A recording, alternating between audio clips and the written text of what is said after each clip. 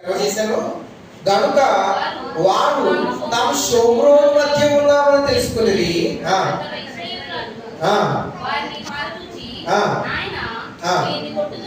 17 వచ్చిన చదువు 17 వచ్చిన నాకు అడిగాడు కదా, అడిగితే ఏం జరిగింది? యెహోవా వీడు చూచినట్లు దయచేసి వీడి కళ్ళు తెరవమని ప్రార్థన చేయగా యెహోవా ఆ పనివాని కండ్లను తెరవజేసిన కనుక వాడు ఎలీషా చుట్టూ పర్వతము అగ్ని గుర్రముల చేత రథముల చేత,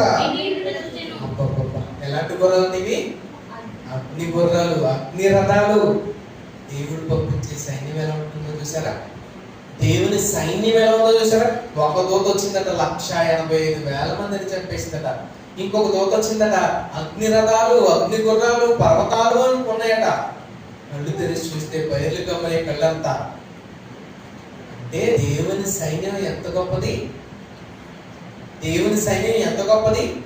ఇప్పుడు ఇంతకీ మనం దేవుని గురించి తెలుసుకుంటున్నాం. ఇదంతా దేవుని సైన్యం ఏమిటి? సైన్యములకు అధిపతి అయిన యెహోవా సైన్యం ఏది? ఏదైన సైన్యం? ఒకటి దూతలను చూసాం. దూతలు ఎలాంటి శక్తి కలిగిన సైన్యము అంటే, ఆ దూత వచ్చింది అంటే అది ఎంత మందినైనా సరే సునాయాసంగా చంపేయగలదు. అలాగే దేవుని దగ్గర అగ్ని రథాలు ఉన్నాయి, అగ్ని గుర్రాలు ఉన్నాయి. దేవుని సైన్యం. ఇంకా ఏమైనా సైన్యం ఉందా దేవునికి? దూతలకు ఒక సైన్యం, దేవదూతలకు ఒక సైన్యం ఆయనకి. దేవదూతల తర్వాత ఆయనకి ఇంకొక సైన్యం ఉంది. ఏమిటా సైన్యము? దేవునికట ఇంకో సైన్యం ఉందటండి. చదువుదాం, అది కూడా చదువుదాం. ఏ సైన్యం ఉంది ఆయనకి? యోవేలు గ్రంథము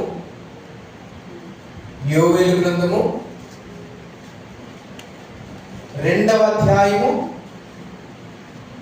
యోవేలు గ్రంథము 2వ అధ్యాయము 25వ వచనం. 2వ అధ్యాయము యోవేలు గ్రంథం 25వ వచనంలో, మీరు కడుపారాతిని తృప్తి పొంది మీ కొరకు వింత కార్యములను జరిగించిన మీ దేవుడైన యెహోవా నామమును స్తుతించునట్లు నేను పంపిన మిడతలను, గొంగళి పురుగులను, పసర పురుగులను, చీడ పురుగులను అను నా మహాసైన్యము తినివేసిన. ఇక్కడ జాగ్రత్తగా ఆలోచించండి. ఏమంటున్నారు దేవుడు? ఏమేమి ఉన్నాయంటే అందులో? మిడతలను, గొంగళి పురుగులను, పసర పురుగులను, చీడ పురుగు